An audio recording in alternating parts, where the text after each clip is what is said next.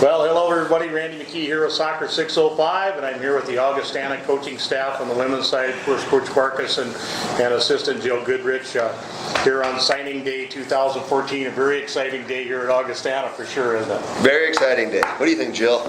Yeah, very exciting. We're have our release and everything already up, so We're loose. We're loose. You know, one thing, if you haven't been to the Augustana page, you need to go there. They've got the best page they've done ever, I think, in the history of the school, at least on the women's program, and we're really excited about that. But before we get started talking about who you're bringing in this year, I really want to mention, and I think it's no secret to anybody, but you know, you had a really fantastic year in the Northern Sun last season, and turned a lot of heads, especially early in the season. And you know, that must have been a pretty good feeling here. Especially from the year we had the year before.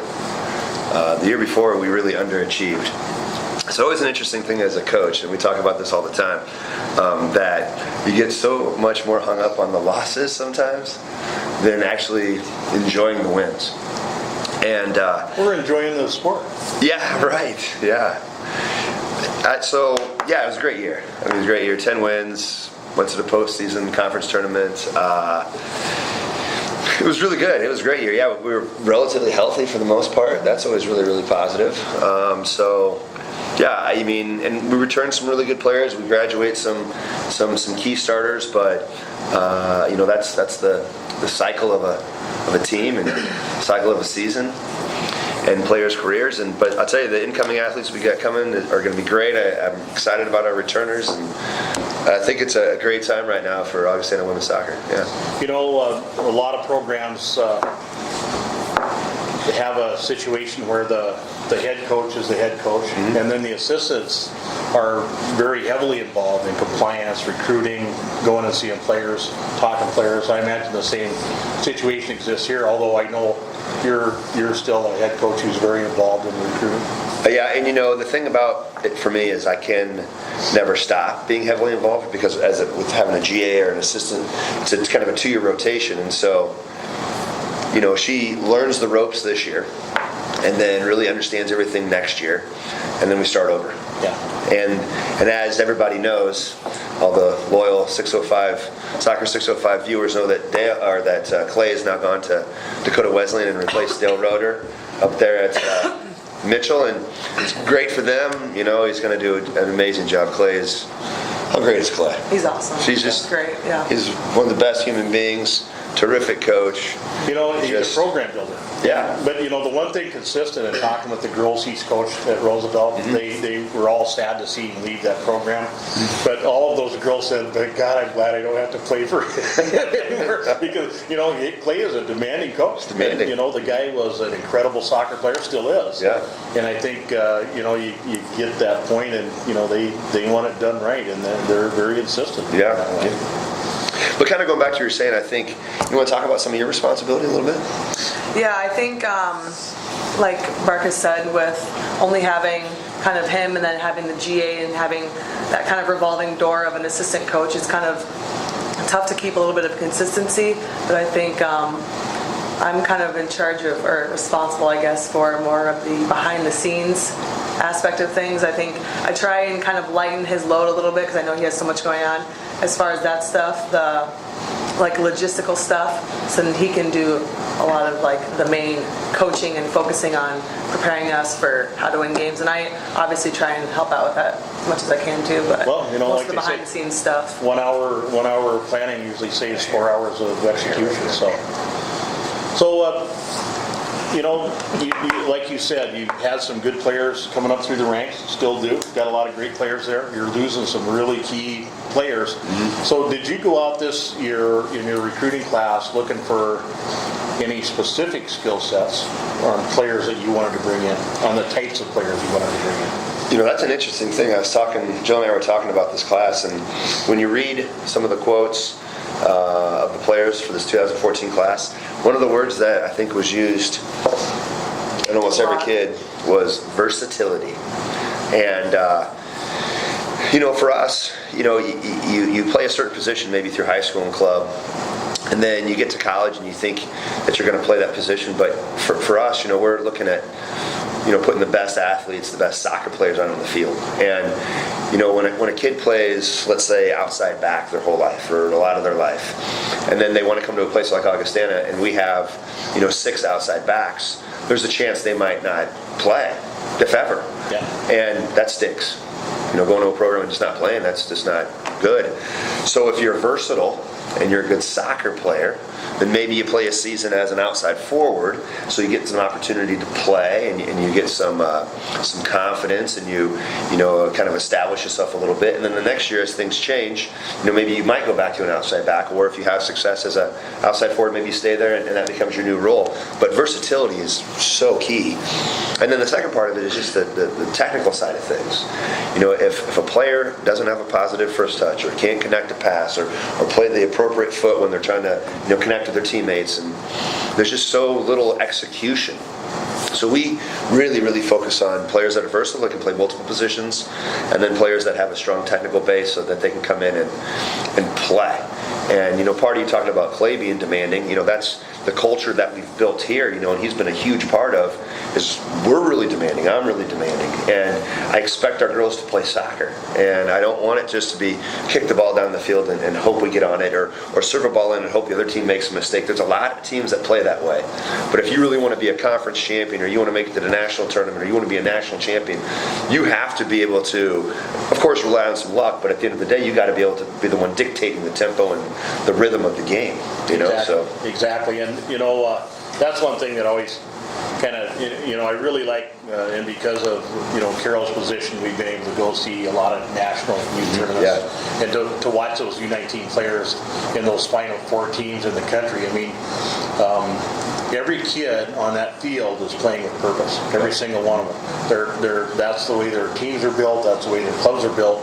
And then way too often they move on to the college level and it's just bang the ball down the field and try to get a 1v1 or 1v2 against their defense. And that's not very pretty soccer to watch. It just isn't fun to watch for me. But it's their program, I guess. Well, and part of the deal, it's about winning. And sometimes there's a sense, of if we've got to play that way to try to win, but I mean, the best teams in the world don't play that way. The best teams in the world for a reason, so. I think our girls really take a lot of pride in knowing that every game that we're going to try and play good soccer rather than just bang up the field all the time. I think that we really like that, and I think our girls really like that too. I think players want to play soccer. Yeah. The higher levels. Yep. And that's one thing when I talk to people around the state and around the region about your program in particular. And I made no secret at all about how much I like you as a coach and how much I like your program here. But I always tell people, when you look at this program, at least from my perspective, you're in a position where, everybody wants to win, but you don't have to. Yeah. You have to put a good program out there. You have to have a program that graduates high-quality students and citizens. And with Augustana, with all the programs, winning is not that top priority. So like I said, everybody has that pressure. They want to win. Mm-hmm. But you have other priorities than a lot of other schools do. Yeah. And I think that would have to be a real benefit as a head coach to be in that position. Well, the interesting thing about that point is, for 4 straight years, there's something called the Learsfield Directors Cup. Are you familiar with that? Yeah. It's like similar as for Division I, the President's Cup, or is this what it's called? Right? Well, anyway, they take all the sports at every institution at Division II, similar to Division I, and then based on how your sports finish, you get points. And then they add those points at the end of the year, and then you come up with a national finish. And there's 302 Division II schools, and so out of 302 Division II schools, for 4 straight years, we finished in the top 10 nationally. So that's an indicator that, we're graduating kids and we're doing the right thing from that standpoint, preparing them for professional life outside of sport and outside of college. But at the end of the day, for a school of 1,900 students, we've got quite a few programs that are doing quite well. Women's basketball went to the Final Four last year. Our women's cross country were national champs 2 years ago. Last year they finished 5th. Our men's cross country finished 2nd in the nation. Our softball team, we're in the the College World Series, which is the top 8 teams in the nation. Our volleyball team's been a national runner-up. We've done quite well. Our wrestling program was finished 3rd in the nation last year. They've been runner-up nationally twice within the last 8-10 years. So at the end of the day, for a school of our size, I mean, we do incredibly well. So yeah, there's an expectation of graduating your kids and bringing good people in. There is a certain level of expectation of winning as well. And I'm hoping with this class, and I'm hoping with some of the success we had last year, that we can continue to build. Because ultimately, I want to win a national championship. I don't want to just be content finishing in the top 5 of our conference or making the NCAA. I want to win. And that's an important thing. But I think there's a right way of going about getting to that point. So. Right. Well, speaking of the class, let's talk about them. Who do you have coming in? It's a good class. 10 kids right now. I think we might get a couple more, but we graduated 10 basically. Graduated 6 starters, and we just had a lot of need to kind of bring in another big class and get her going again. The 2 local kids, I'll start the local kids, Courtney Allmendinger and Taylor Mahachek. I mean, as you know, they played for Roosevelt High School 2 straight years of winning, They're both Elite 11 players. Elite 11 players. It's great. Both All-Staters. All-Staters. I mean, and their commitment. Both those kids have come to every single camp and clinic that we've ran in the last probably 4 years. I know Taylor has gone to the goalkeeping camp in Minnesota. She's gone to that 2 or 3 years now. She's done other nationally recognized goalkeeping camps. She did ODP. I mean, she's going to be just great. We got a really good goalkeeper in 2B senior Ashley Limmer, but I think there's no question Taylor's going to come in and compete. I talked to Taylor about that the other day, and I think she has a very realistic view. I asked her flat out, what are you going to have to do as a freshman in there to get minutes when you have such a good keeper in Ashley Limmer in there already? And she went step by step on what she needed to do. I mean, she has a very realistic view of coming in and competing for that job. Yeah. Well, I'm excited. I mean, she has a lot of potential. I'm shocked we got her. I mean, compared to when I look at other kids that we kind of recruited or other schools and the goalkeepers that they picked up, I mean, I feel really blessed. So, and Courtney Allmendinger, oh man, I mean, I think probably going to be a D mid, holding mid for us. She's an excellent distributor of the ball. She just works. She works. Yeah. She's that blue-collar kid that will give you everything she has. She's the type of kid, in my opinion. I think this is probably a little bit of a rough evaluation, but the kid that, a bottle breaks against the wall and you say, Courtney, go eat that glass to get rid of it, and she'll just go do it. Yeah. She's just a worker. She won't ask why or beast. She'll just go do it. And she's so skillful, and she's just fun. She's got a great personality. I mean, I just think, and then we graduate Kara Bartles, who was our holding mid, and just, holy cow, she was good. And so those are big shoes to fill, but I think Courtney, is going to have a tremendous opportunity to come in and compete, so that should be really fun. Yeah, so. she'll be, and I'm sure she'll show up ready. She's got a professional mentality. Yes, she does. Well, the other thing, too, that's interesting is a kid like Courtney, she came off an ACL injury a couple years ago. And, sometimes when you have those injuries, you're maybe not looked at by some coaches as much, or coaches aren't willing to take the chance. And her dedication and commitment to get back to where she was and improve, off the charts. Yeah, and a great soccer brain. Oh, she's great. Yeah. She's great. Well, you invariably end up with some of these good players out of Minnesota. And I know that's true this year, too. That's right. So Hannah Kierstead is a kid from Dakota Rev. Great club. Her team's done a lot of international trips. She went to the Gothic Cup, and they went somewhere in Germany. I forget the name of the tournament. And she's going to be fast. She's fast. She's strong. She loves to get forward, which is definitely our style of play. She can serve great balls. I'm really, really excited about her. And then we've got a girl, Callie Nordberg, from Big Lake, Minnesota. She plays down in the cities with a North Metro. Super athletic.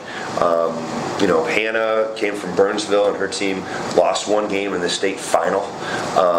Callie, with her club team, they go to tons of tournaments, just really athletic. She was recruited by a lot of different schools in our conference, and I think she's going to compete right away. Just athletically, and she's got excellent skill, good vision, strong distributor of the ball, but she's just relentless defensively too. I mean, just some great qualities. And then another kid who I think is going to be a little bit of a dark horse for us too, a kid by the name of Ellie Knowles. She's from Chaska. She was captain of their team. 5'8", 5'9", athletic. The one thing I'll say about this class too is our team speed is going to go up significantly, and I'm really excited about that. And with Ellie, she was a little bit late for us. I thought she was probably going to go somewhere Division I, and she just wanted to go somewhere smaller. She wanted to go somewhere where she can compete and get minutes maybe earlier in her career. And I mean, I'm really excited about it. I saw her play a few weeks ago up in Minnesota, just in a league game. I was up there for the Eden Prairie Showcase, and I buzzed over to the West St. Paul Dome just to watch some additional soccer. And she was playing, and there's a couple kids, or a handful of kids who were committed to Division I, and she and again, maybe I'm biased, but she really stood out in the middle of midfield, just controlling the tempo, and her team beat, I forget who it was exactly, but they won like 3-0. I think she had a part in all 3 goals, whether she had the initial assist for 2 of the goals, or kind of won a ball and playmaked and maybe combined and then set up the 3rd goal. And so I'm really, really excited about her, and she's good in the air. I mean, she's just got presence. Yeah. It's really, really great. So yeah, those are our 3 Minnesota kids. Okay. So yep. And so let's go on down the line. Let's talk about them all. So then the last 5. So those are our first 5. 3 from Minnesota, 2 from South Dakota, and so our last 5 are from Iowa. And Iowa's interesting because it's really been hit and miss for me. And Iowa kids are different. There's a lot of Division IIIs in Iowa, and so when they think small private, I think they think a lot about those Division IIIs. And a lot of Iowa kids, like Jill, they like Iowa.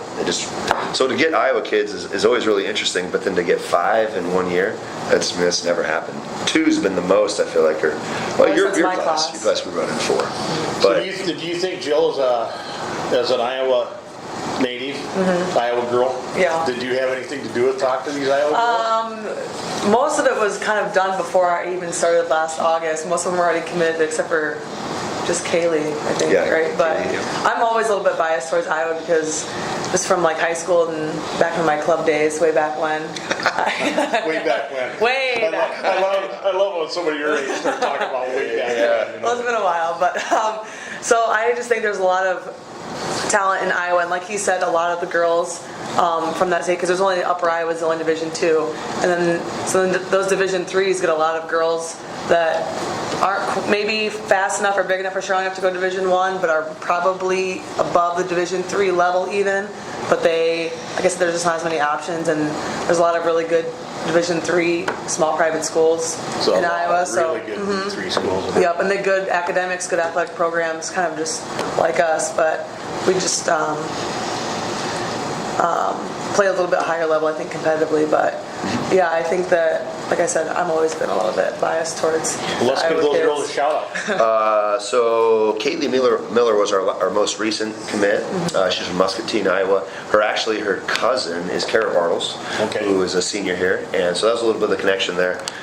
Athletic freak. She's a 3-sport athlete, like Jill was in high school. She is fast, just determined, relentless. Fit. I mean, really, really, really fit. And I'm optimistic that she's going to compete. And I think maybe as an outside back, probably more than likely. And she's got a strong left foot. And you're always looking for left-footed players, And so that'll be great. And that was kind of a surprise. I didn't know for sure if she was going to come, to us, but that worked out pretty well. And then we've got 2 Sioux City kids. Gabe Wortman, old Gabe, some of his players, and Gabe's great, and I know they're going to be prepared, So he, Brooke Bleeker is like a center back, she's really similar to, she's actually kind of a hybrid between Jill, in my opinion, kind of that toughness, and then Emily Hanneman and kind of that possession, build out of the back sort of player. She's fast. She's like a cross-country runner. She's fit. I mean, she just... A little bit beauty and a little bit beast. There you go. There you go. Which was I all beast? So, yeah, Brooke, and that's another thing. She broke her leg about a year ago. I think it actually was a year ago. And just her attitude and determination to come back from that injury. I mean, it's a pretty significant break in her leg. I think it's her tibia.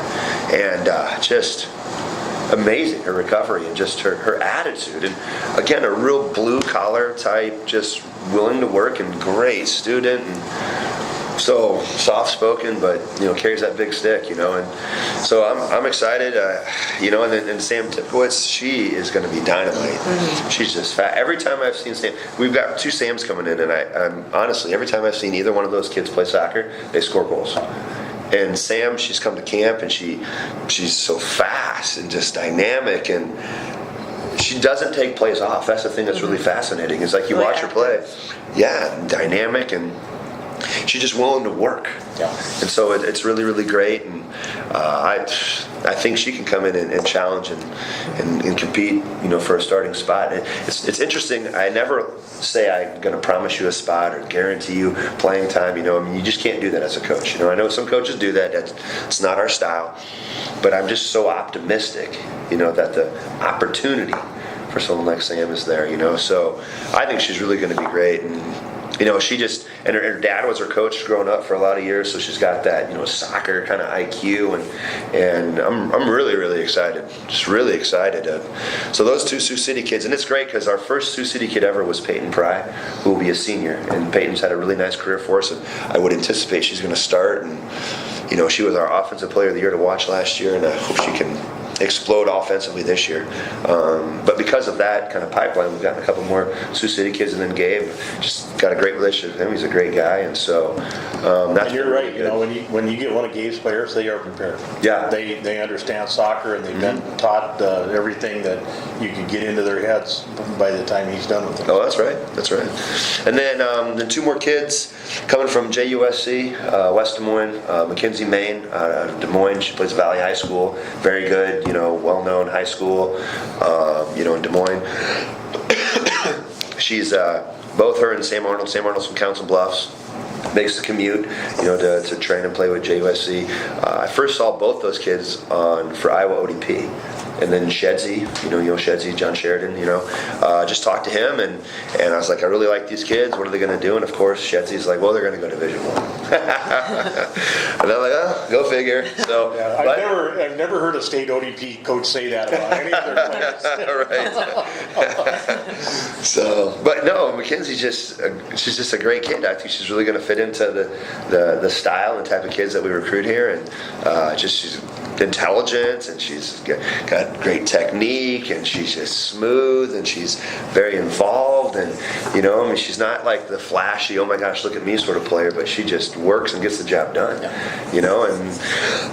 I just love that. I really, really love that. And with graduating Katie Hurd, and then Stephanie Stevens is she's got a couple more years, but losing some of those really key playmaking type players to get a kid like Mackenzie to come in and do her thing, it's gonna just be great. And her creativeness and her vision and her awareness is just outstanding. And excuse me. And then Sam Arnold, a kid from Council Bluffs. Sam is 5'1", and between her and the other Sam, who's 5'3", they are going to be probably 2 of the fastest kids in the conference.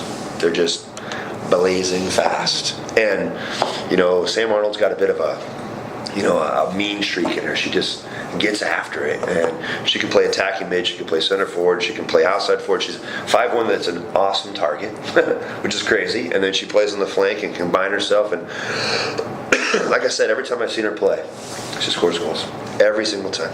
And when I was talking to Shedsy, he's like, she's probably going to go to Northern Iowa, or, Iowa State's really looking at her, and, Drake's really interested in her. And I'm like, oh boy, I got no chance. And she comes up and visits, and she's like, this is what I want. Yeah. And then the thing about it too, if you're an intelligent kid and you've got a good GPA and you score decent on your ACT, you're gonna get a decent amount of academic, scholarship. Yeah. And then I've got some soccer money, and you stack that on top of it, and all of a sudden that $36,000 price tag or $35,000 price tag, you're like, I can't afford that. But you start stacking academics and you stack athletics, and you're going, hey, it's not gonna be any more than if I went to USD. Yeah. And then people start going, Yeah. Reasonable. Hey, I want to go to a small private and get that level of education and have that level of experience, and it's going to cost me the same as it's going to cost to go to USD. Well, there you go then. Well, last week you and I were at a recruiting class, a recruiting seminar, and one of the things that I mentioned, we were talking about academics, team, all this other stuff, but one of the things I mentioned, because this has been in my experience when we were taking Connor around, looking at schools, and he scraped us off on the school visits pretty quick, but to take a look at the town you're going to be in the next 4 or 5 years too, or maybe the rest of your career. And Sioux Falls, it seems to me, just is becoming increasingly popular even for the players from the bigger towns, because Sioux Falls has just about everything a big city is going to have, except some of the things that the kids don't like about the big cities.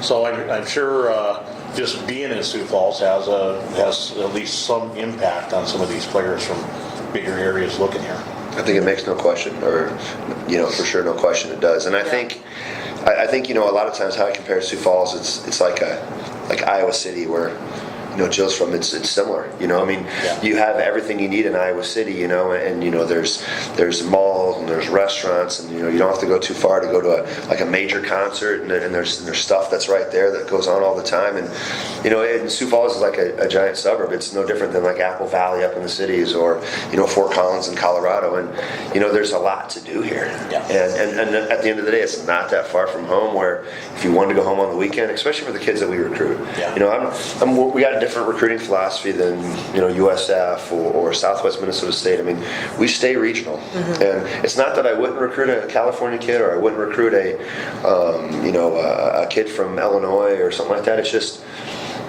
for us, the family connection of parents being at games on the weekends, and traveling with the team, and watching their daughters play, and continue to have that relationship. That's a really big component of who we are as a team. And you recruit a kid from California, they're going to be hanging out after a game, and everybody's going to be hanging with their parents, and that kid's going to be going, oh boy, what am I doing? And it's just a different experience. And we had a California kid last year, and it just didn't really work out.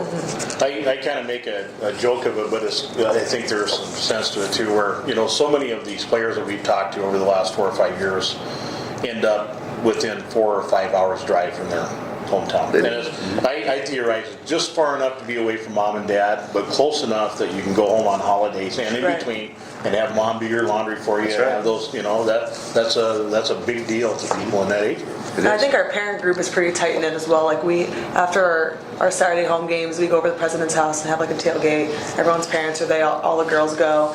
And then when we traveled, almost every weekend we traveled this past fall, we at least once ate at a parent's house. I think every trip except for when we went to Mary and Minot. Yeah.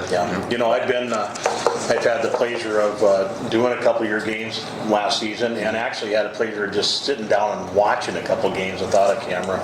And I really enjoyed being around your parent group. There's a bunch of great people who care about all the kids out there, not just their own. So. Yeah, it's pretty neat. It's kind of a special feeling, and and how they've embraced my wife and my kids and so forth has been really great. Because sometimes, there's always a fine line when it comes to parents and coaches, and I've tried to be really clear with the parents that we're gonna make sure we maintain that fine line, and we're not going to become best friends.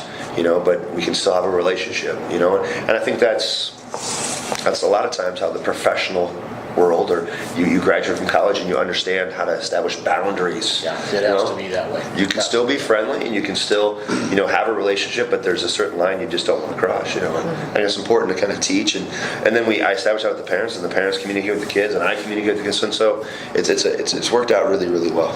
So. Well, speaking of crossing lines, I really want to thank you for taking time this morning to sit down with us, Jill. It was absolutely fabulous to have you. She's great, isn't she? Yeah, she is. She made it. Made the interview. Next time I'm calling her, and we're going to leave you in the office. Yeah, you can. But we're really happy to see that you continue to bring in these high-level players and people into Augie and into South Dakota soccer. We're very happy this year to know that we have more South Dakota players playing in South Dakota than ever before. You know, at almost every school we have 2 or 3 South Dakota players, and you know that's a good deal. That means either that we're bringing up the level of soccer in South Dakota, or that some of the coaches are finally starting to see it a little bit more.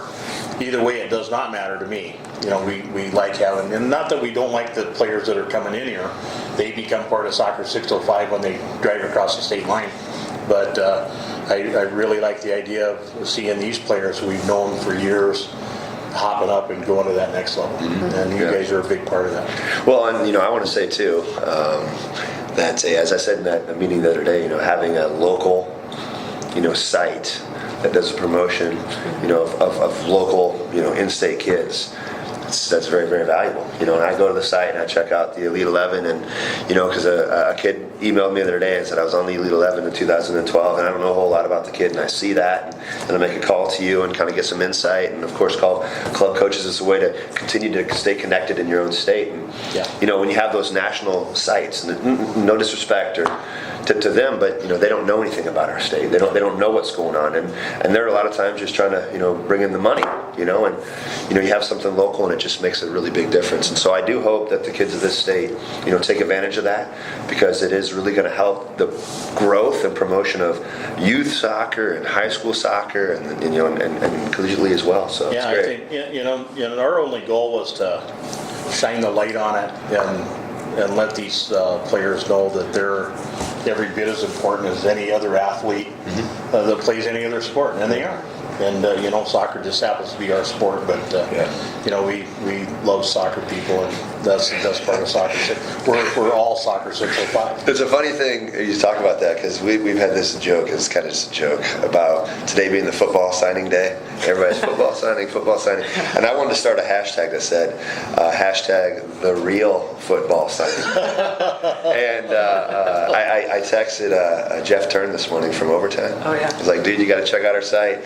And then the thing that you talk about is interesting is I've been to probably 25, 30 sites today, and you know how many have had a soccer release right away first thing in the morning? Us. Yeah. Now, you know, USF did announce one, and the Midget State's kind of putting together something, and you know, but you know, it's really important to me.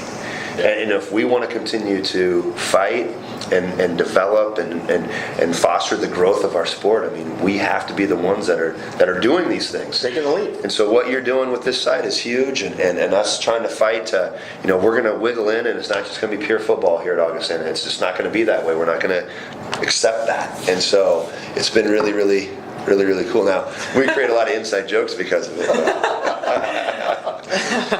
Well, okay. I want to thank you, Coach Barkus and Jill. Thanks so much for being with us, and thank you for stepping in and having a look at signing day program today. And I can't wait to see you again in 2 days at the Dakota Alliance Indoor Tournament. Won't that be wonderful? That'll be great. I mean, people are going to start talking if we see each other anymore than.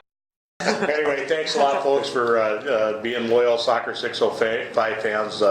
We sure do appreciate it. Yeah, thank you.